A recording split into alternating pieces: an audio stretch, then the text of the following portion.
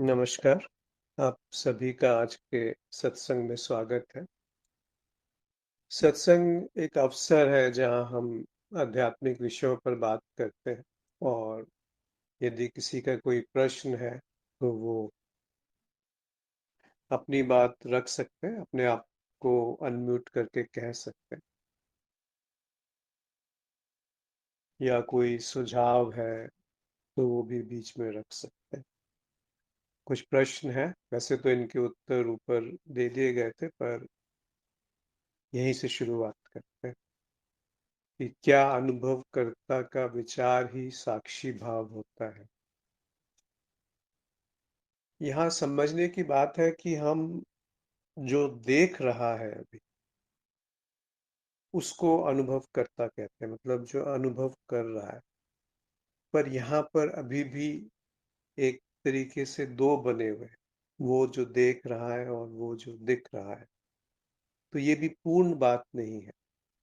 तो साक्षी भाव एक इशारा है उस तरफ जो अद्वैत है। अब यहाँ पर क्योंकि वो शब्दों में बांधा नहीं जा सकता, इसीलिए एक सीमा है जब हम साक्षी भाव कहते हैं। अन्यथा वो कोई भाव नहीं है, क्योंकि भाव एक दो में ही संभव है, जहाँ पे मैं अलग हूँ, मेरी बुद्धि है और ये अनुभव अलग है जिनसे कुछ लेन देन हो रहा है। तो वहां पर हमारे भाव आते हैं, क्योंकि मैंपन वहां बना हुआ है। और वो पूरी प्रकृति में आप देखेंगे अलग अलग तरह के भावनाएं और भाव प्रकट होते रहते हैं। पर क्या वो मौलिक है? क्या ये बात मौलिक है?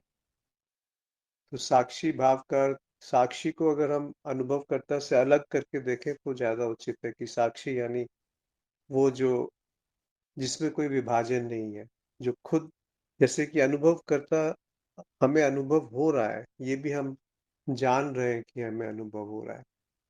अनुभव होने को जाना जा रहा है, तो वो साक्षी नहीं है। साक्षी यानी वो प्रकाश जिसमें अनुभव होना भी जागृत हो रहा है, दिख रहा है, प्रकाशित हो रहा है।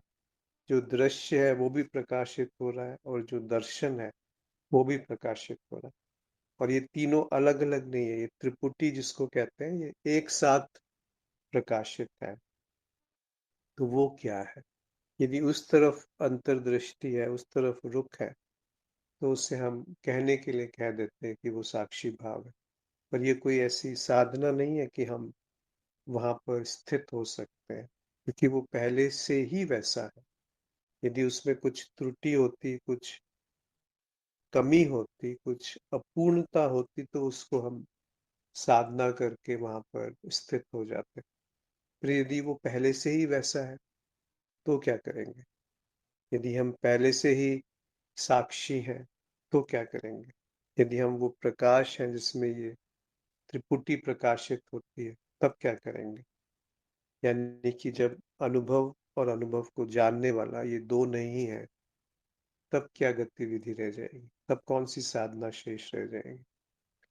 तो साक्षी भाव का जो विचार है वो साक्षी भाव नहीं है। जो साक्षी भाव है वो कोई विचार नहीं है।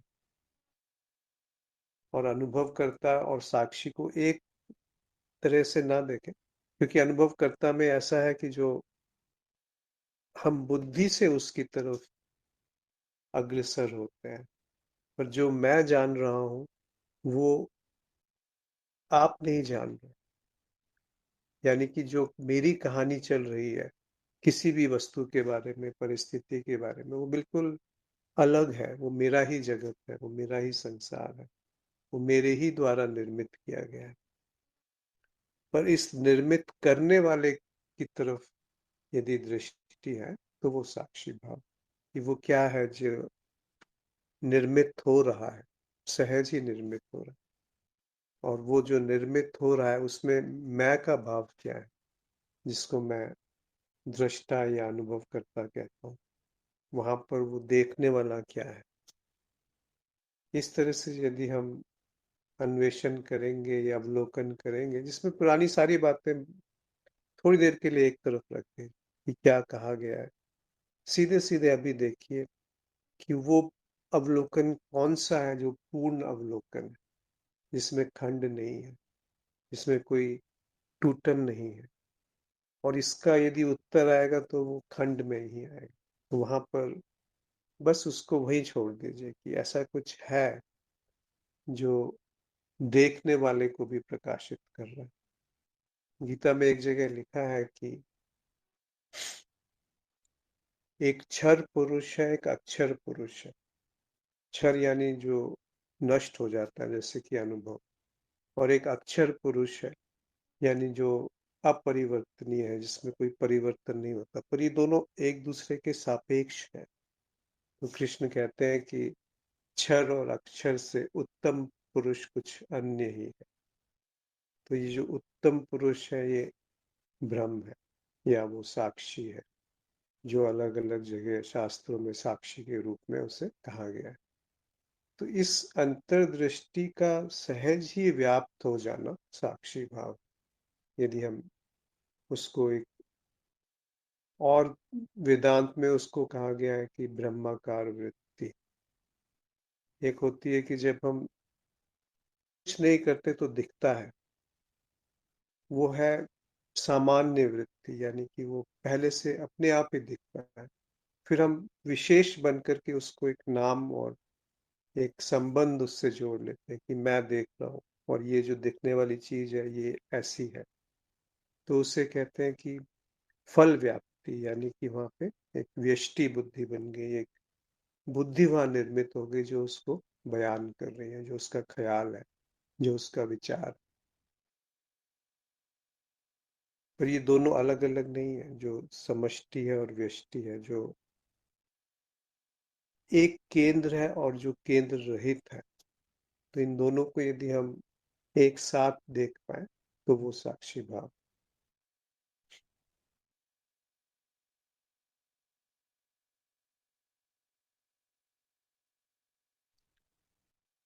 अगला प्रश्न है कि जब हम मिट्टी में ही जीने लगते हैं, बर्तनों में नहीं जीते, तो क्या सब कुछ अद्भुत घटने लगता है? यहाँ पर भी अपेक्षा एक प्रकट है कि अगर मुझे कुछ आत्मज्ञान हो गया या ब्रह्म ज्ञान हो गया तो कुछ विशेष बात है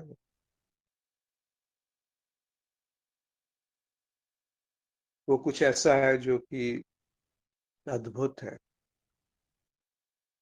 तो इसको एक उदाहरण जो आपने इसमें लिखा है कि मिट्टी और बर्तन का या मिट्टी और घड़े का, तो उसका अर्थ यही होता है कि जब हम छूते हैं तो किसको छूते हैं? हम देखते हैं कि हम मिट्टी को छू रहे हैं। तो दो दृष्टि है, एक घड़े की दृष्टि है, एक मिट्टी की दृष्टि। तो जब हम मिट्टी में ही जीने लगते हैं, तो मिट्टी में ही जब हम जीने लगते हैं तो सब मिट्टी ही है, फिर वहां घड़े का अस्तित्व ही समाप्त हो गया। और यदि घड़े की दृष्टि समाप्त हो गई या बर्तन में नहीं जिए तो बचा क्या? फिर ये अद्भुत है, इसको कहने वाला कौन है? फिर तो मिट्टी के सिवा कुछ नहीं रहा। तो सर्वस्व जो है वो मिट्टी बन गया।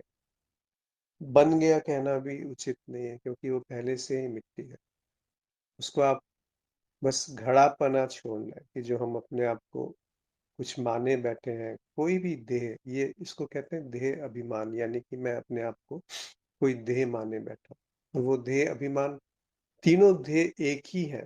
जब हम स्थूल, सूक्ष्म या कारण शरीर कहते हैं, या तीनों अवस्थाएं जब हम कहते हैं कि जागृत, स्वप्न और सुषुप्ति, ये सब द्वैत में ही हो रहा है। तीनों अवस्थाएं या पंचभूत, ये सब केवल समझाने के लिए कहे गए हैं। इनको सत्य नहीं मान लेना। खुद जांचिए, परखिए, देखिए और जाग जाइए कि वो क्या है जो तीनों अवस्थाओं से परे, वो क्या है जो त्रिपुटी से मुक्त है, वो क्या है जो पंचभूत को प्रकाशित करता है। ये कोई ऐसा नहीं है कोई किसी ने कह दिया इसीलिए बात सच है, ऐसा तो दिखता नहीं है ना। अगर ऐसा है तो आप बिल्कुल प्रश्न पूछिए कि ये बात मेरी तो नहीं है, मैं सर्वस्व कैसे हूँ, मैं ब्रह्म कैसे हूँ।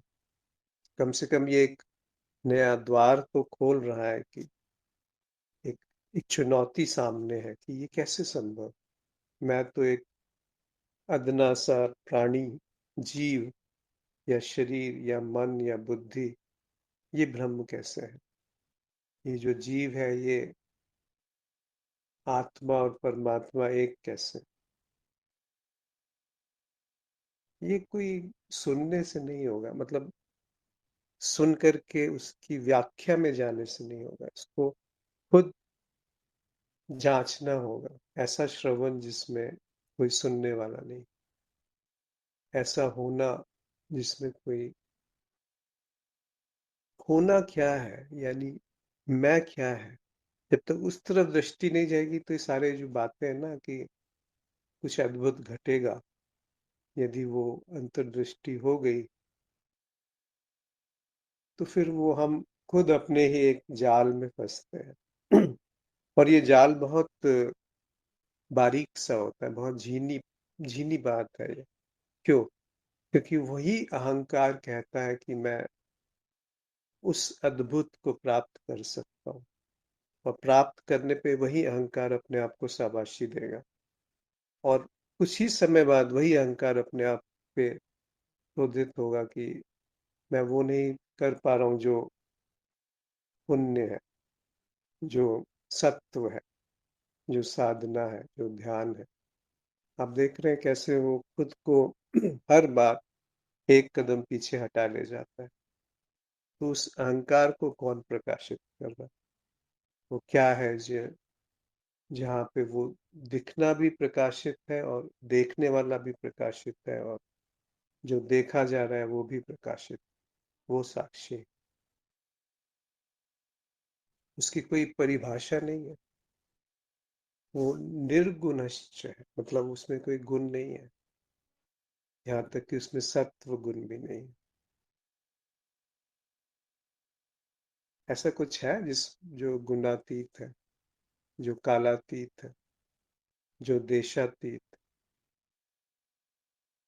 सारे शब्द जब कहे जाते हैं ना तो बहुत अलग सी एक हम लोग ख्याल बना लेते हैं, कुछ है जो, और ये सारे ख्याल हम बुद्धि से बनाते हैं, पर बुद्धि खुद एक उपकरण है, उपकरण मात्र।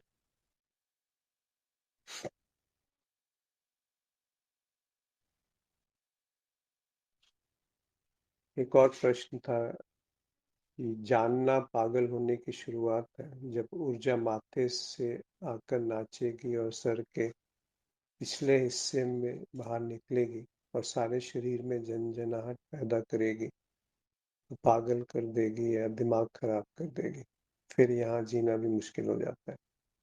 कृपया इस पर कुछ बताएं। ये प्रश्न किसी ने भेजा था जिनकी उम्र बहुत ज्यादा नहीं है, और सीधा मुझसे नहीं पूछा गया था, किसी और मित्र ने आगे भेजा।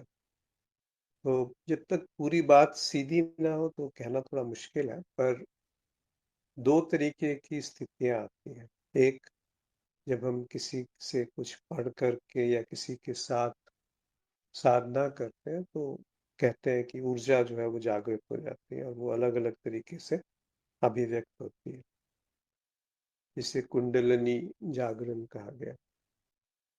पर ये एक बिल्कुल विशिष्ट अलग मार्ग है, जिसमें गुरु और शिष्य साथ साथ चलते हैं, और आस पास बैठ कर के ये काम होता है, ऐसे नहीं कि सुन लिया और अपने आप कुछ करने लग गए।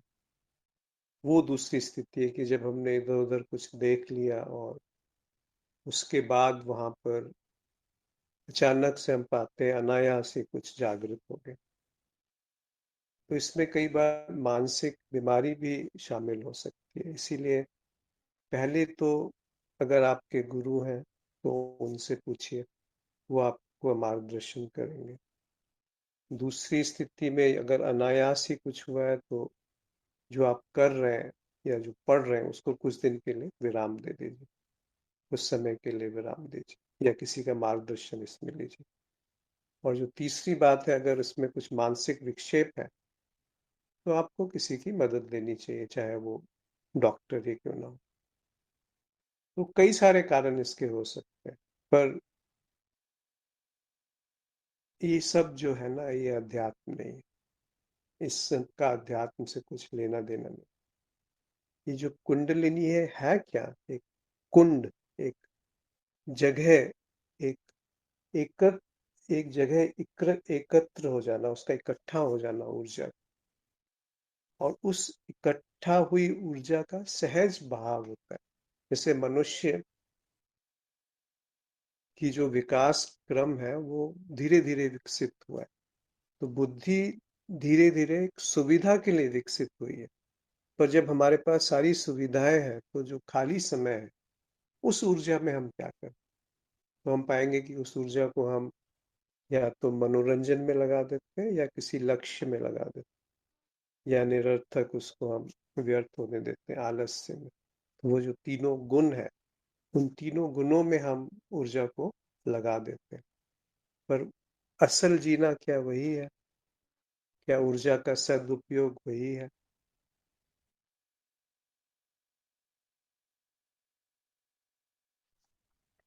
यदि हम ऐसे उसको देखेंगे, तो पाया जाएगा कि जब हम खाली समय होता है और बहुत सारी ऊर्जा शेष है, तब आप क्या करते हैं? क्योंकि ये सुविधा केवल मनुष्य के पास उपलब्ध।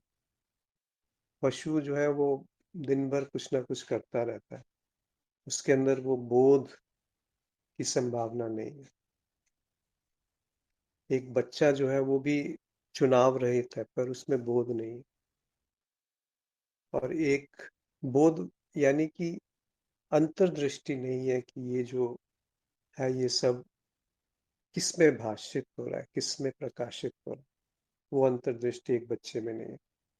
उसको संरक्षण संरक्षण चाहिए, उसको सहयोग चाहिए, उसको बाहर से कुछ ऐसा चाहिए कि वो बना रह सके।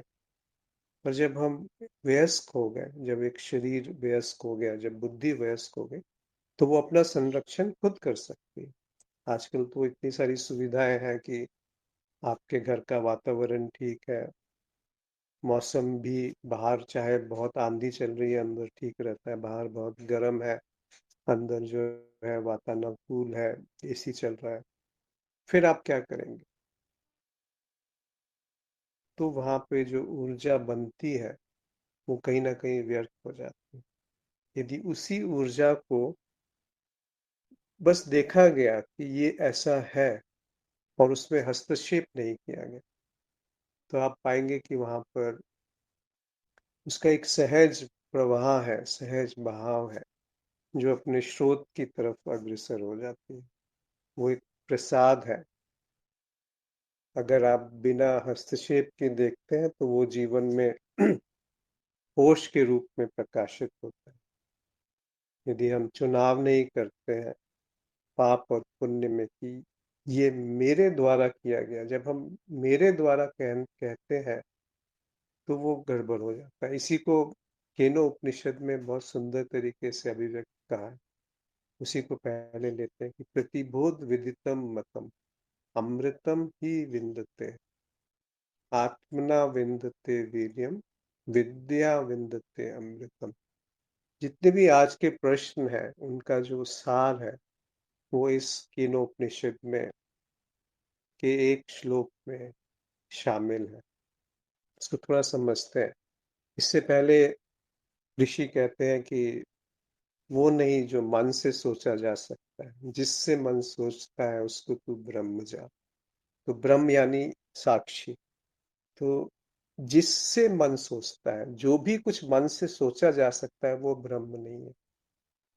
पर जिससे मन सोचता है, यानी जिससे मन प्रकाशित होता है, उसको तू ब्रह्म जान, उसको तू अद्वैत जान, उसको तू परमात्मा जान, उसको परम पुरुष जान, उसको तू अन्य या उत्तम पुरुष जान, जो क्षर और अक्षर से परे। तो वहां पर ये बताने के बाद वो कहते हैं कि प्रतिबोध विदितम मतम। बोध और प्रतिबोध मतलब हर बोध में वही प्रकाशित मतम, वही मत है, वही सत्य है, कि हर बोध में वो प्रकाशित है, वो पहले से ही प्रकाशित। ऐसा नहीं है कि हम कुछ करके उसको पा लेंगे या कुछ करेंगे तो वो छूट जाएगा। जो अभी है, जो विचार नहीं है, जो बुद्धि नहीं है, जो भाव नहीं है, उसको आप क्या करेंगे जो कि वो हट जाए? आप कोशिश कर लीजिए उसे हटाने की, हटा नहीं पाए। जिससे जाना जा रहा है, जो जाना जा रहा है वो नहीं, और जो जान रहा है वो भी नहीं, जिससे जाना जा रहा है उसको आप हटा नहीं पाएंगे। उसको कहा प्रतिबोध विदितम मतम, यानी वो हर बोध के एक कदम पीछे है, जिससे कि वो बोध घट रहा है। अमृतम ही विन्दते, वही अमृत है, वही अमृत को प्राप्त होने के जैसा है। विन्दते मतलब उसमें समा जाना, उसको उसको प्राप्त कर लेना, उसमें एक हो जाना। पर वो ये नहीं कह रहे कि एक होने के लिए कुछ करना है, कह रहे कि वो पहले से ही हर बोध में प्रकाशित है, हर बोध में, हर जानने में। वो किसको जान रहे हैं? जब हम मिट्टी को छूते हैं तो, घड़े को छूते हैं तो किसको जान, मिट्टी को ही तो जान रहे। वो घड़ा टूट गया तो क्या रहा? मिट्टी ही तो शेष रही। जब घड़ा नहीं था तो क्या था? तो मिट्टी ही तो थी। तो मिट्टी टूटने के बाद भी मिट्टी ही रही। हम उसको धूल, कण, कीचड़ कुछ भी कह सकते हैं, पर है तो वो मिट्टी। वैसे ही हर बोध में वो वैसे ही प्रकाशित है, चाहे वो जागृत हो, स्वप्न हो या सुषुप्ति हो, या वो पंचभूत हो या तीन गुण हो। पर दिक्कत क्या होती है कि हम अपने को कुछ मान करके फिर प्रश्न पूछते हैं। सीधे उस ज्ञान के बिना उसका क्या अस्तित्व है जो हम जान रहे हैं? तो ज्ञाता अगर है तो कर्ता और भोक्ता आ ही जाएंगे।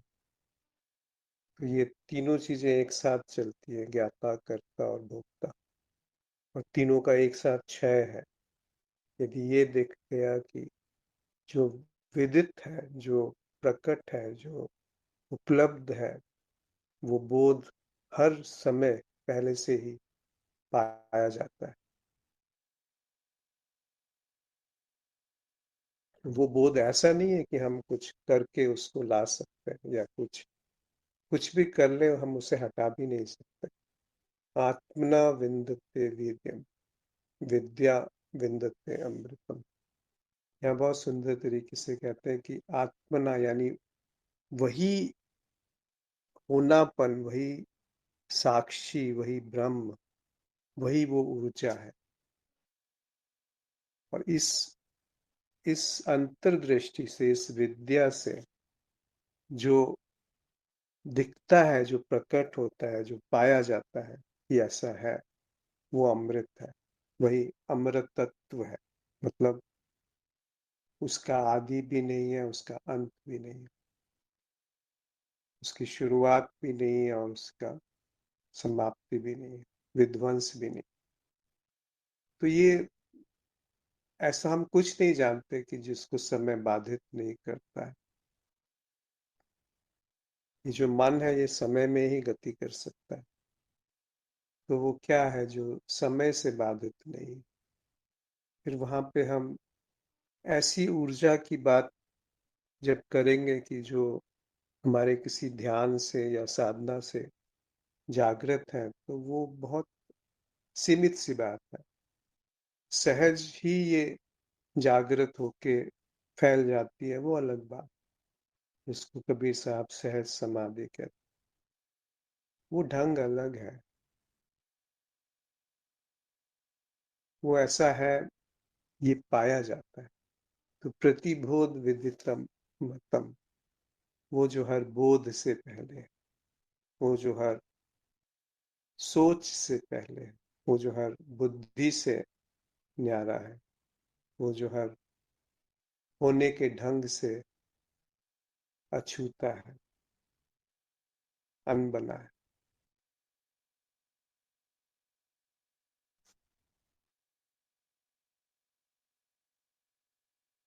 जिसे हम जीवन कहते हैं, उसे ध्यान से देखें तो क्या वो सांसारिक निद्रा नहीं है?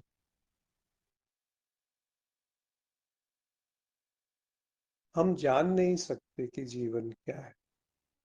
जिसे हम जीवन कहते हैं वो एक केंद्र बना करके हम उसे जीवन कहते हैं। तो ध्यान से देखना नहीं होता, ध्यान को अवसर देना होता है। ध्यान तो पहले से ही है, तभी तो हम कुछ कह पाते हैं या सुन पाते हैं। उस ध्यान को हटा लो तो ना हम कुछ कह पाएंगे ना सुन पाएंगे। पर उस ध्यान को लाने के लिए हम कुछ नहीं कर सकते। बस इतना कर सकते हैं कि वो क्या है जो ध्यान नहीं है। तो सांसारिक निद्रा यानी संसार से अरुचि हो जाना, जैसे कि सुषुप्ति में होता है अभाव। तो यदि उस तरफ इशारा है तो आप सही कह रहे हैं कि असल जीवन जिसे हम जीवन समझते हैं वो नहीं, जो असल जीवन है वो द्वैत का अभाव, जिसमें दो नहीं। तो इसका अर्थ क्या हुआ कि वही सर्वस्व हो गया। वही कृष्ण कहते हैं कि सब में मैं हूँ और सब मुझ में है। सर्वभूतेषु चात्मानम सर्वभूतानि चात्मन। कि सब कुछ मुझ में है और मैं ही सब में हूँ। अब सब और मैं को क्या है वो जिस तरफ इशारा कर रहे हैं, ये कोई अहंकार की घोषणा नहीं है। किस तरफ उनका इशारा है कि दो नहीं है, तुम और मैं, अहम और इदम। तो वो जो केंद्र रहित वहां पर होना घटा है, जिसमें सर्वस्व ही वो है जो बुद्धि से प्रकाशित नहीं है, जिससे बुद्धि प्रकाशित। तो निद्रा कहें या जागृति कहें या सुषुप्ति, स्वप्न कहें, जागृति स्वप्न या सुषुप्ति, इन तीनों में कोई भेद नहीं है। यदि वो दृष्टि आ गई तो आप पाएंगे कि तीनों अवस्थाएं एक ही हैं। औपचारिक रूप से इनको अलग अलग देखा जाता है, पर वो प्रतिबोध विदितम मतम। हर बोध में, हर जागृत हो या स्वप्न हो या सुषुप्ति है, उसके पीछे जो बोध है वही विदितम है, वही सत्य है। अमृतम विन्दते, अमृतम ही विन्दते, वही अमृत है।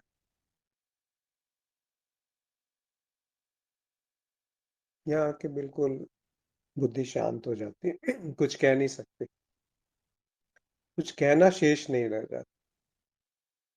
क्या कहेंगे कि कहने के लिए एक कहने वाला होना चाहिए, एक बुद्धि होनी चाहिए, केंद्र होना चाहिए, एक समझने वाला होना चाहिए। समझ कर ही करके ही तो उसे कहा गया। तो एक स्मृति होनी चाहिए, एक संवाद होना चाहिए, एक ट्रांसफर होना चाहिए, ऊर्जा होनी चाहिए, देह होना चाहिए। कितनी सारी चीजों पे निर्भर है। और हम कहते हैं कि मैं ये कहता हूँ क्योंकि ये मेरा क्योंकि ये मेरा ज्ञान है। किसका ज्ञान है? कहते हैं कि उपनिषद को किसी ने लिखा नहीं, वो प्रकट हुए। कोई उनका ऑथर नहीं है, लेखक नहीं है। ऐसे ही सब कुछ प्रकट है। ये मत पूछिए कि क्यों प्रकट है, किसमें प्रकट है, कैसे प्रकट। बस ऐसा है। यदि सत्य मेरी उपस्थिति या अनुपस्थिति पर निर्भर नहीं है तो फिर मुझे सत्य का बोध हो या इच्छा भी क्या सत्य की खोज में बाधा नहीं बन जाती।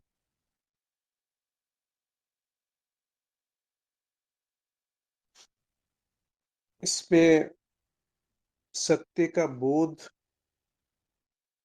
वही फिर प्रतिबोध विदितम मतम। सत्य का बोध कोई अलग बोध नहीं है, हर बोध में वो प्रकाशित है। यदि वो हर बोध में प्रकाशित नहीं है तो वो सत्य नहीं, फिर तो वो विशेष कुछ हो गया, वो सामान्य नहीं रहा। जब सब कुछ ही वह हो गया तो उसमें अलग से कोई बोध नहीं बचा जिसको हम सत्य का बोध कह सकते हैं।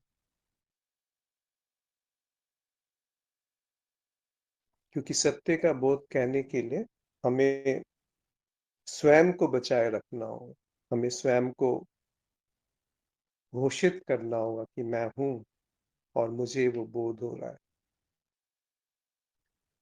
तो मेरी अनुपस्थिति ही सत्य का बोध है, ऐसा भी कहा जा सकता है। तो दोनों एक ही तरफ इशारा है कि यदि हम सत्य की खोज एक अनुभव के रूप में कर रहे हैं तो वो बाधा है। पर यदि सत्य की खोज उस पूर्णता की तरफ है जहां पर खोजने वाला भी उसमें शामिल हो गया, जो खोज रहा है, वो नहीं जिससे खोजा जा रहा है, जो खोज रहा है। क्योंकि जो खोज रहा है वो उसी से बनता है जो खोजा जा रहा है। तो वहां दो नहीं दिखते। जैसे दृग दृश्य विवेक में भी कहा है कि आंखें जो है वो देखती हैं पर आंखें स्वयं को नहीं देखती, पर मन के सापेक्ष आंखें दिखती हैं। ऐसे ही मन एक कदम पीछे हटाएंगे तो मन भी दिखता है, मन देखता भी है और मन दिखता भी है। उसी तरीके से जब हम दृष्टा की बात करते हैं तो दृष्टा जो है वो दृश्य के सापेक्ष है। तो जब हम सत्य की बात करते हैं तो वो असत्य के सापेक्ष है। केवल इतना कहा जा सकता है कि ये असत्य है। ये जो भी जाना जा सकता है बुद्धि से वो सत्य नहीं है। जो भी मेरी क्षमता में आता है वो उसी से बनता है जिस जो कि किसी माध्यम से अर्जित है, जो किसी माध्यम से सीमित किया गया। बस इतना जानना ही उस असत्य का दिखना है। जैसे रेगिस्तान में पानी, कहते हैं कि हम भागते हैं उसके पीछे तो पाते हैं कि पानी आगे खिसक गया, थोड़ा और भागते हैं तो देखते हैं थोड़ा और आगे खिसक गया। तो ये समझ में आ जाता है कि ये एक भ्रम है जो दिखता है पर है नहीं। तो ये समझ होने के बाद भी वो दिखता है पर वो होता नहीं है, वो फिर भी भ्रम रहता है। जैसे घड़ा दिखता है पर वो है मिट्टी, उसका दिखना बंद नहीं हो जाता, उसकी उपयोगिता समाप्त नहीं हो जाती। तो चाहे वो सीप, चांदी में सीप को देखना हो या रस्सी में सर्प को देखना, मतलब भय या आकर्षण, दोनों ही स्थितियों में घटना वही है पर उससे जुड़ाव नहीं है, उसमें रुचि नहीं है, उसमें बंधन नहीं है, उसमें कोई चिपकन नहीं है कि वहां पे जाके फंस गए। एक और प्रश्न है कि आपकी बात सही है, परंतु नया साधक शुरू में इसे उसे यह पिपासा और जिज्ञासा जरूर होती है कि आखिर सत्य क्या है, और सत्य मिल जाए, सत्य पता चल जाए, और सत्य का पता कैसे चले। इस साधक के मन में शुरुआत में ये प्रश्न तो आते ही हैं जिज्ञासा के कारण। आप जो कह रहे हैं वो बहुत बाद की स्थिति है, ऐसा मेरा मत है। हाँ नहीं, पहले और बाद का कुछ नहीं होता। दिखना है तो अभी दिखेगा, और क्या दिखेगा जिसमें पहले और बाद नहीं है, यानी अतीत और भविष्य नहीं। इसको दिखने के लिए हो सकता है कोई इस दशा में ही नहीं है कि वो सुन सके या सुनना ही नहीं चाहता,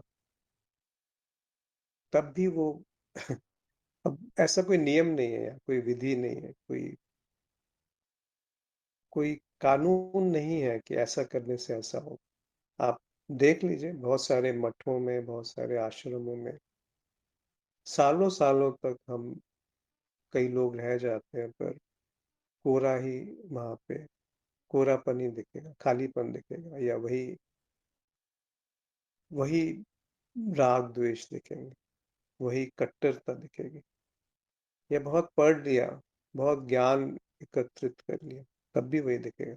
या पूरी तरह से संसार में भी व्यस्त है, पैसा कमाना, परिवार का रख रखाव, समाज के द्वारा समझाई गई मान्यताओं पे जीवन जीना, तो वो कौन सा, वो भी वही है। तो वही विचार जो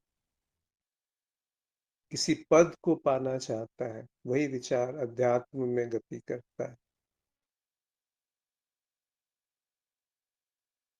तो ये मौलिक बात यदि समझ में आने लगे, आ गई, कैसे आएगी, कोई नहीं कह सकता उसको। फिर लोगों ने काव्यात्मक रूप से कहा कृपा, आत्म कृपा। एक इशारा है जो प्रकृति में सब जगह उपलब्ध। पूरी प्रकृति हमारे लिए गुरु है। कबीर साहब कहते हैं कि गुरु को जो व्यक्ति समझता है वो अंधे की तरह है। कोई व्यक्ति नहीं है गुरु, हर जगह एक इशारा प्रकट है, उपलब्ध है। हर दिन प्रकृति हमें सिखाती है, जब हम स्वप्न में जाते हैं, कि वो क्या है जो स्वप्न में गया। स्वप्न में एक कैरेक्टर हम बन जाते हैं, व्यक्तित्व हम अलग से बना लेते हैं। पर वो व्यक्तित्व का बनना भी प्रकाशित है, और वो व्यक्तित्व के द्वारा जो भाव है वो भी प्रकाशित, और वो जो वस्तुएं हैं वो भी प्रकाशित। ये सब पूरा घटना चक्र एक अटूट चेतना में प्रकाशित। ये एक प्रमाण है कि सत्य क्या है। तो ये तो हर रोज हमारा अनुभव होता है। और सुषुप्ति में अभाव है, वही अभाव जागृत में भी है, वही स्वप्न की दशा जागृत में भी है। ये ना समझे कि ये तीनों अलग अलग दशाएं हैं, स्थितियां हैं।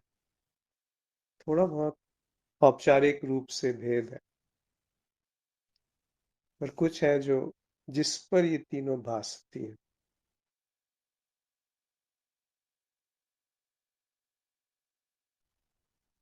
दोनों एक साथ भासते हैं, साक्षी और आभास। वो जो परम सत्य है और जो मिथ्या है, वो दोनों एक साथ प्रकट होते हैं, जैसे बिंब और प्रतिबिंब। एक साथ ही तो दिखेंगे दोनों, अलग अलग। अगर बिंब नहीं है, अगर शरीर नहीं है, तो उसका प्रतिबिंब कैसे दिखेगा। तो दोनों एक साथ भासते हैं, पर एक जो है वो विषय है, और एक जो है वो स्वयं प्रकाशित है, स्वयंभू, शंभु। इसको ऐसे नहीं समझना चाहिए कि ये बातें किसी ने कही हैं इसीलिए सत्य है, और ऐसे ही नकार नहीं देना चाहिए कि हमें दिखता नहीं है, हमारा अनुभव नहीं है, इसीलिए ये बात सत्य नहीं है। तो ना मानना है ना नकारना है, केवल श्रवण। ऐसा श्रवण जिसमें पुरानी जो बात सुनी है, जो इकट्ठी करी गई है, उनका कोई योगदान नहीं है, थोड़ी देर के लिए उसको अवसर दिया गया जो असल में ध्यान है। तो पहला कदम ही आखिरी कदम है। पहले कदम में ही यदि उस तरफ दृष्टि है कि वो क्या है जो ध्यान नहीं है, तो कई बार ये अनायास होता है, कई बार ये थोड़ा समय के बाद होता है, कई बार थोड़ा चिंतन के बाद होता है, कई बार थोड़ा मनन के बाद होगा, कई बार निधि ध्यासन के बाद होगा, कई बार जल्दी होगा, कई बार देर से होगा, कई बार इस जन्म में होगा, या अलग अलग आगे भी अगर कुछ जन्म जैसा होता है तब होगा। पर एक बात तो निश्चित है, ये मेरे द्वारा नहीं होता। ये बात निश्चित है कि जहां पर मेरा विसर्जन है,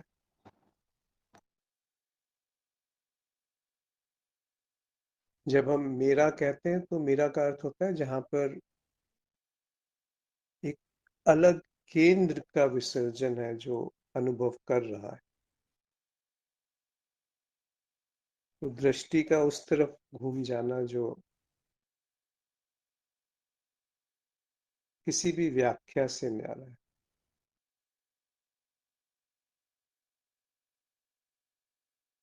इसका अर्थ ये नहीं कि वो व्याख्या में नहीं आ सकता तो वो है ही नहीं, वो होता ही नहीं, वो धरातल ही नहीं होता तो हम बात नहीं कर सकते। जो कबीर ने कहा, जो रमन महर्षि ने कहा, जो कृष्णमूर्ति ने कहा, ये सब कोरी बातें तो नहीं हो सकती ना। उनकी बात की ज्यादा सार्थकता है, उसमें ज्यादा संभावना है कि वो सत्य की तरफ इशारा है। पर उनकी बात को सत्य मान करके एक पंथ या एक कल्ट बना लेना, फिर हम फंस जाएंगे कि ये सत्य इसलिए है क्योंकि कृष्णमूर्ति ने कहा है। कृष्णमूर्ति कहते हैं चुनाव रहित जागरण। जब हम चुनाव रहित हो गए तो और कुछ संभावना ही नहीं है, वो जागरण ही है। पर चुनाव रहित होने का अर्थ क्या है? कि अभी की जो भी दशा है, चाहे वो काम है या राम है, क्रोध है या क्षमा है, दोनों में होश को अवसर दिया गया। हम नहीं जानते कि क्या सही है, क्या गलत है, क्या अच्छा है, क्या बुरा है, क्योंकि जो जानने वाला है वही क्रोध है, उससे अलग कहाँ है? क्रोधी क्रोध से अलग कहाँ है?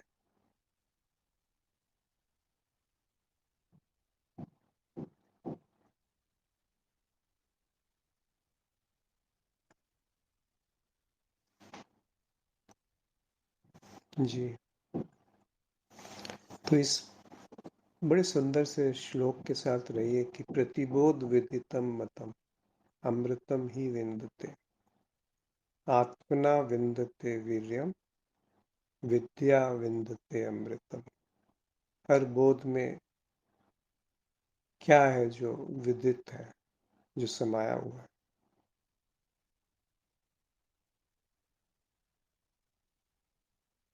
तीनों अवस्थाओं में।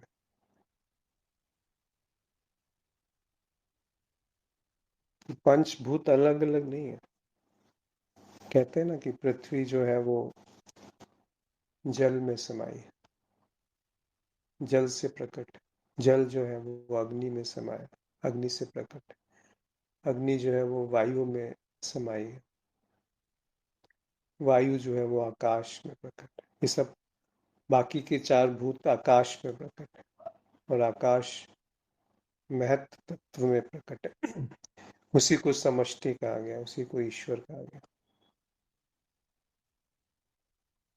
और वो जो महत तत्व है वो अनभिव्यक्त में प्रकट है, जो अभी तक अभिव्यक्ति नहीं हुआ,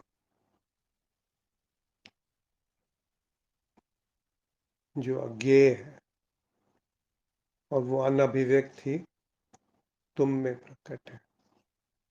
तो ये जीव जो है यही ब्रह्म है, तत्त्वमसि। ये जो व्यष्टि वाली बुद्धि है ये हर बोध में प्रकट है। उस बोध में से वो प्रकाशित है जिससे व्यष्टि बनी है, जिससे ये सीमित बुद्धि बनी। ये काव्यात्मक रूप से कहा जाता है कि अनभिव्यक्त जो है वो तुम में प्रकट है, या वो तुम ही हो, तत्त्वम असि। और जब कोई कहता है कि वही मैं हूं तो अहम ब्रह्मस्मि, उसमें अहम शब्द में कोई अहंकार नहीं है। उसमें जब वही सर्व है तो अहंकार वहां नहीं हो सकता। उसी को रमन महर्षि अहम अहम तया कहते हैं कि अहम का जब नाश होता है तो एक और अहम प्रकट होता है। अब ये सारी बातें शब्दों में सीमा है कहने के लिए। शब्द विफल हो जाते हैं। शब्द तो छोटे छोटे अनुभवों में विफल हो जाते हैं। जैसे एक गन्ने की मिठास है और आम की मिठास है। इन दोनों की मिठास को हम कैसे बयान करेंगे? हमारे पास एक ही शब्द है, मीठा है। तो शब्द यहाँ पर भी विफल हो जाता है। तो उस तरफ ये तो साहस है ऋषियों का कि वो इस बात को कह पाए, या कहने का दुस्साहस किया।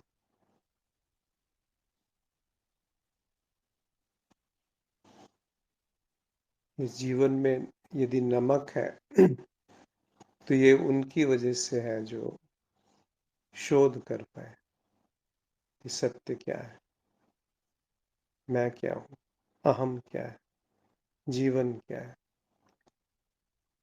जीवन का उद्देश्य क्या है, दुख क्या है, दुख का निवारण क्या है। ये नमक आज जो हम वार्ता करते हैं ये उनकी वजह से, कि हम बात भी कर पा रहे हैं। नहीं तो कोई संभावना ही नहीं थी।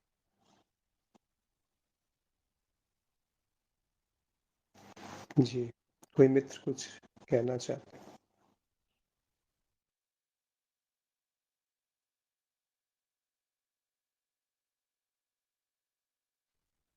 कोई भी मित्र, क्योंकि ये मोनोलॉग नहीं है कि किसी ने कुछ कह दिया इसीलिए उसको ज्यादा पता है तो वो कुछ कह पा रहा है। जानता हूँ यहाँ पे जो जुड़े हैं वो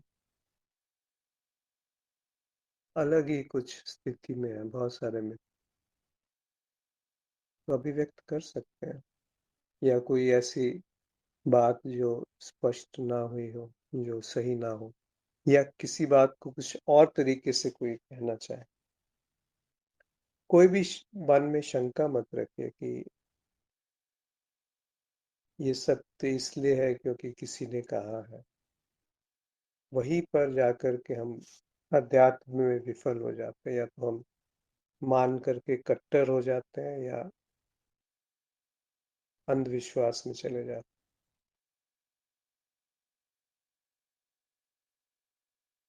जबकि ये जो इशारे हैं ये अपने आप में पूर्ण है।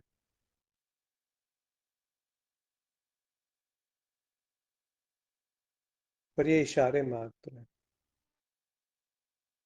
वो जो अंतिम कृपा है वो आत्म कृपा है, जो स्वयं की स्वयं पर होती है।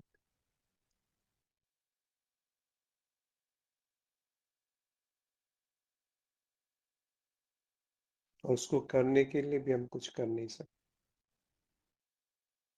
ज्यादा से ज्यादा इतना कह सकते हैं कि शब्द ही प्रमाण, श्रवण ही अंतिम बात है, या पहला कदम ही अंतिम कदम है। वो रुख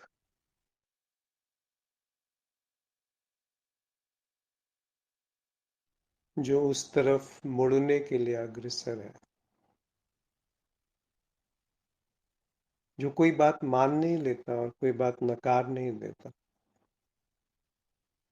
मान इसलिए नहीं लेता कि ये मेरे गुरु ने कहा है तो ये सत्य है, और नकार इसलिए नहीं देता कि ये तो ये ये क्या बताएगा, ये छोटा सा बालक मुझे क्या बताएगा।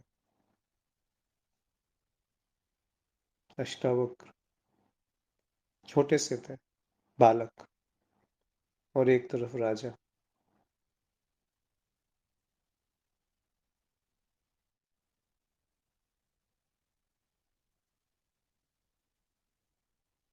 तो ना वहां पे समय है, ना देश है, ना बुद्धि है। समय में ही ये सब बनता है जिसे हम बुद्धि कहते हैं, मन कहते हैं, या होना कहते हैं, या देह कहते हैं। तो ये जो प्रकृति है और जो पुरुष है, इस पे भी बहुत सारे वार्ताएं होती हैं कि ये दो अलग हैं कि एक है।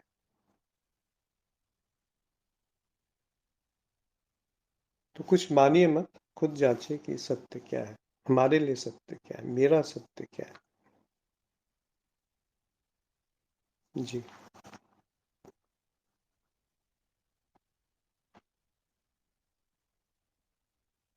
वही कुछ कहना चाहते नमस्ते अश्विन जी। हैं। जी नमस्कार। अ, अश्विन जी, एक सवाल तो नहीं है, लेकिन एक अभिव्यक्त करने का वो प्रेरणा आ रहा था कि समस्या तो कहीं भी नहीं है। समस्या असल में अस्तित्व में है ही नहीं, लेकिन समस्या प्रतीति होती है। और वो प्रतीति भी एक व्यक्तित्व के रूप में, जो व्यक्तिगत समझ लेता है, उसमें ही वो समस्या प्रतीति होता है। और ये जो व्यक्तित्व है, व्यक्तिगत है, वो बहुत सीमित है। और शायद इसके ही सीमा है जो दुख के रूप में, या फिर जो भी स्वीकार नहीं करता ये जीवन को, अस्तित्व को, वो सारे उसी सीमितता या फिर व्यक्तित्व के रूप में दिखाई देता है। और वही व्यक्तित्व कहता है कि, वही मैं कहता है कि मैं शरीर हूँ। शरीर शरीर है, मैं शरीर किसे हो सकता है?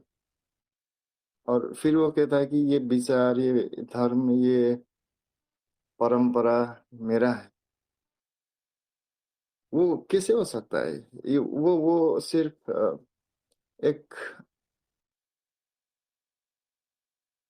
चिपकाहट है, वो किसी भी अ, मान्यता से। और फिर वही मैं, वही व्यक्तित्व, वही सीमित तथा वो फिर कहता है कि मैं साक्षी हूँ। मैं साक्षी कैसे हो सकता है? क्योंकि मैं का अर्थ ही है कि सीमित। इस व्यक्तित्व में अभी वही बोल रहा था कि मैं साक्षी हूँ। वो साक्षी कैसे हो सकता है? साक्षी जो है, लेकिन मैं वो कैसे हो सकता हूँ? मैं तो कभी आता है, कभी कभी जाता है। और ये साक्षी भाव का वो एक, क्या कहें, वो भ्रम ही कह सकता है अभी तो। लेकिन साक्षी भाव तो हमेशा है।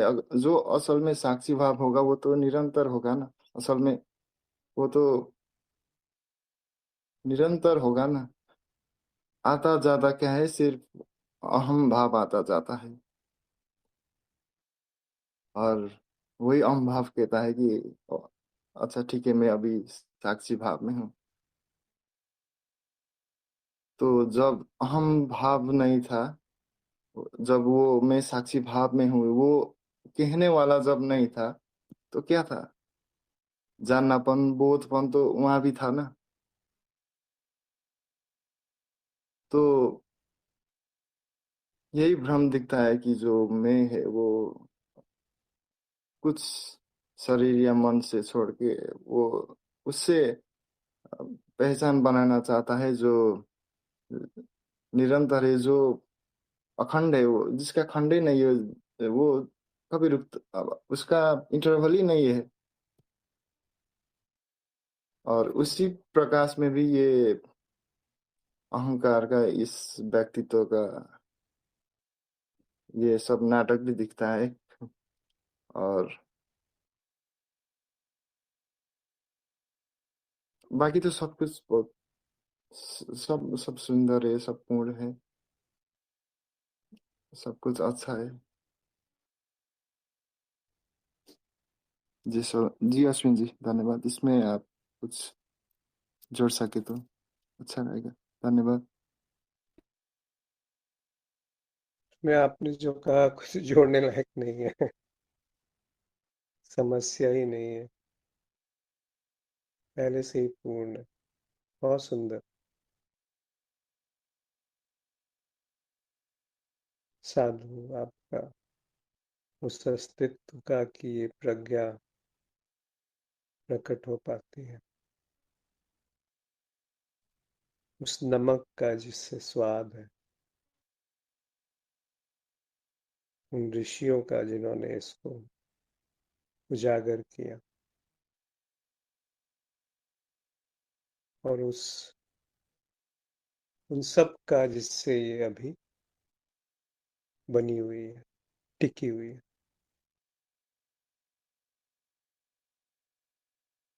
उस धर्म का जो इसे धारण करता है,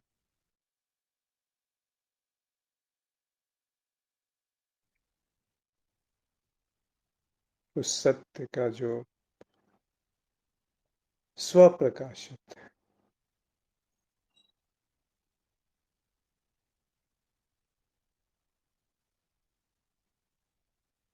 बहुत आभार आपका, बहुत सुंदर तरीके से आपने अपनी बात रखी, और यही अंतिम है जो आप कह रहे हैं, जितना मुझे समझ में आता। हम चाहते हैं कि कुछ अद्भुत सा घटे जीवन में, तो वो मान लिया जाएगा कि बुद्धत्व है।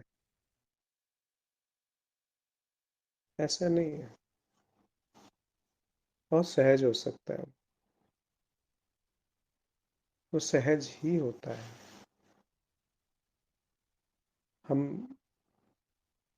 ख्यालों में उसकी एक रचना कर लेते हैं कि किसी को ऐसे घटा था और उसने उसको इस तरीके से अभिव्यक्त किया था, तो वैसा ही नहीं जब तक घटेगा तो वो बात नहीं है।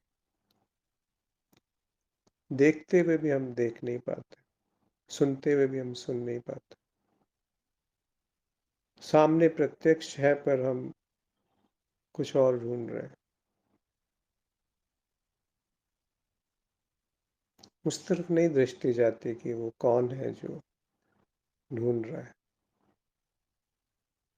और जो ढूंढा गया, और जो ये प्रक्रिया है, ये तीन अलग अलग बातें नहीं है। जी। और कोई मित्र कुछ कहना चाहते हैं? बहुत आभार आपका सूरज जी। जी अश्विन जी प्रणाम। जी नमस्कार।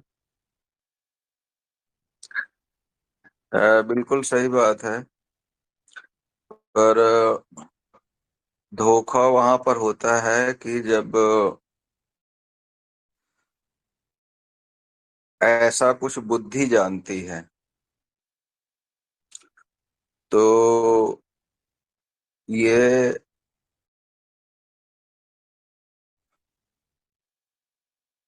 आचरण है, जीवन है, या बौद्धिक ज्ञान है, इसमें अंतर आवश्यक। जानना तो सदैव है, ऐसा तो नहीं है कि जानना नहीं है। होना ही जानना है। उस होनेपन में जब यह क्या है, क्यों है, कैसे है जानना है, वहां फिर कुछ होना हो जाता है। फिर देह का जानना है तो फिर देही, मन का जानना है तो मनुष्य, संसार का जानना है तो संसारी, आध्यात्म का जानना है तो आध्यात्मिक। अब इस सब जानने को हटाने के लिए कहा जाता है कि आप ये सब नहीं हो जो जान रहे हो, आप हो अनुभवकर्ता या साक्षी। तो ये जो भेद करके कुछ होने का जो ज्ञान था, वह होने के ज्ञान में परिवर्तित हो जाता है, यानी होने के ज्ञान की ओर ले जाने के लिए कहा जाता है कि मैं अनुभव करता हूं या साक्षी हूं। मैं को समझना पड़ेगा कि जो केवल है वही मैं है। उस मैं में कुछ होने का बोध नहीं है कि मैं कुछ हूं। अब इसे हम कैसे समझें? तो इसे हम समझ सकते हैं कि एक शिशु है तो वह भी जान रहा है, और एक परिपक्व मन मेरे जैसा ये भी जान रहा है। शिशु कैसे जान रहा है? अविभाजित जान रहा है, बस वो है, और जो प्रकट है उसके समक्ष उसके साथ वो एकाकार है। वहां पर विशुद्ध अनुभव है। और इस परिपक्व मन में जो है वो अनुभव का ज्ञान है, विभाजित है, विभाजित अनुभव है, व्याख्या है अनुभव की। तो जब ये कहा जाता है कि आप साक्षी हैं या अनुभव करता हैं, तो उसका मतलब यह है कि समग्रता के बोध में है आप सब जानने वाले हैं, समग्रता में जानने वाले हैं, खंड करके जानने वाले नहीं हैं। तो ये शब्द तब तक भरमाते हैं जब तक केवल शब्द रहते हैं। यदि आप दर्शन में हैं तो फिर बात समाप्त हो जाती है। तो कहने का आशय यह है कि साधक को ही निर्णय लेना पड़ेगा ईमानदारी से कि ये बातें कहीं बुद्धि से तो नहीं आ रही हैं। ये बड़ा महत्वपूर्ण है। जी।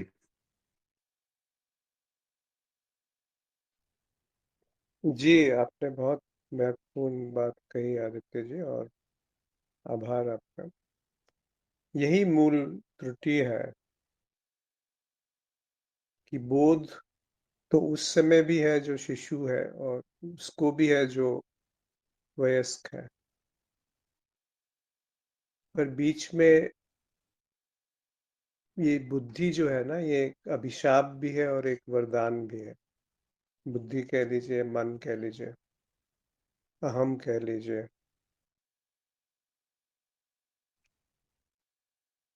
वरदान तब जब ये अपनी सीमा को देखने की तरफ प्रेरित हो जाए, और अभिशाप तब जब ये अपने आप को सर्वस्व समझने लगे कि मैं हूं तो दिखता है, मैं हूं तो अनुभव होता है। यानी अहंकार के रूप में वो, ये जो विचारों का झुंड है उसमें से थोड़ा उसका परिपक्व हो जाना वो बुद्धि है, और उसका जो नेता है वो अहम है, अहंकार, जो इन सबको संचालित करता है। और उसका जो धरातल है वो स्मृति, जिसपे ये सब घट रहा है। और ये पूरा का पूरा जो संरचना है, ये टिकी किस पे? एक विचार के आने से पहले क्या, और एक विचार के जाने के बाद क्या है, और एक विचार में भी जो दो शब्द हैं उनके बीच में क्या है? ये मत कहिए कि वो शून्य है, खाली है, अभाव है, क्योंकि ये सब भी फिर एक कोरे शब्द है।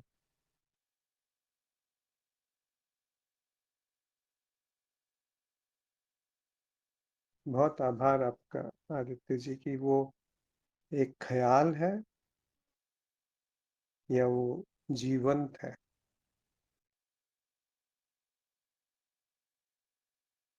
अमृत है। अभी जैसा केनोपनिषद के श्लोक में लिखा है कि अमृतम विद्या विंदते अमृतम। वो वीर्य है, वो शौर्य है, वो शोभा है, वो सौंदर्य है, और वो विद्या है जो अमृत है। और वही विद्या यदि भ्रम की तरफ अग्रसर हो गई कि खुद को सत्य मान लिया या जो दिख रहा है उसको सत्य मान लिया, तो वही एक झांसा है, जाल है। कबीर साहब कहते हैं कि ज्यों की त्यों धर दीनी चदरिया, जैसी मिली थी वैसी ही वापस कर दी।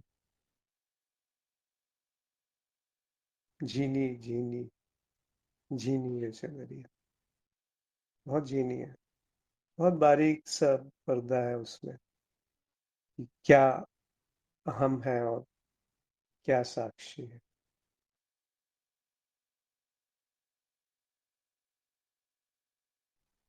सबसे बड़ा पर्दा यही है कि अहम जो है वो अपने आप को सर्वस्व घोषित करता है, जबकि वो सर्वस्व है।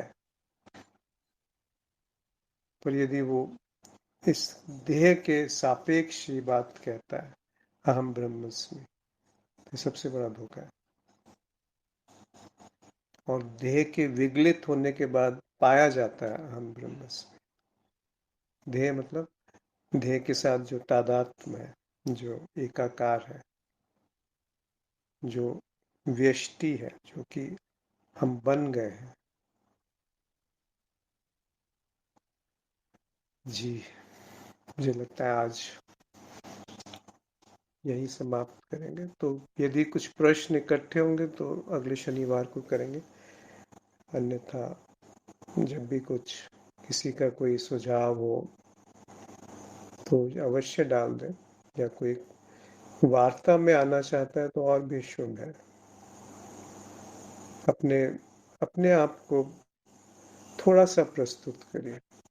ये मत समझिए कि ये जो मैं कह रहा हूँ ये सही है, या बाकी लोग क्या सोचेंगे। बाकी लोग क्या सोचेंगे, आप महत्वपूर्ण है कि बाकी लोगों की वजह से तो हम इतना उथला सा जीवन जीते हैं। क्या सोचेंगे कोई और। सीधे वार्ता में आइए और देखिए, हो सकता है उस वार्ता में हमें भी सीखने को मिले, मुझे भी सीखने को मिले, बाकी जो हमारे मित्र हैं उनको भी जीवन से सीखें। जैसे आदित्य जी कह रहे थे कि वो ख्याल है या जीवंत है। जो जीवन का ख्याल जीवन नहीं है, उस बोध का ख्याल बोध नहीं है, साक्षी का ख्याल साक्षी नहीं है, साक्षी का भाव साक्षी नहीं, साक्षी बस साक्षी है। यहाँ तक कि उसे साक्षी कहना भी अतिशयोक्ति, उसे ब्रह्म कहना भी अतिशयोक्ति है। बहुत विवशता से लोगों ने कहा होगा उसे आत्मा ब्रह्म। नहीं तो हम आत्मा को परमात्मा से मिलाने में चले, जीव को ब्रह्म करने में चले। सर्वम खलविदम ब्रह्म, एक तरफ कहते हैं कि ब्रह्मम सत्यम जगत मिथ्या, फिर कहते हैं सर्वम खलविदम ब्रह्म। पहले से ही ब्रह्म। जिस धरती पे हम खड़े हैं, जिस धरातल से कुछ बोला जा सकता है वो ब्रह्म है। जो बोला जा रहा है वो ब्रह्म है, और जो समझा जा रहा है वो ब्रह्म या टूट है। कोई विभाजन नहीं है प्रकृति में, कहाँ विभाजन है।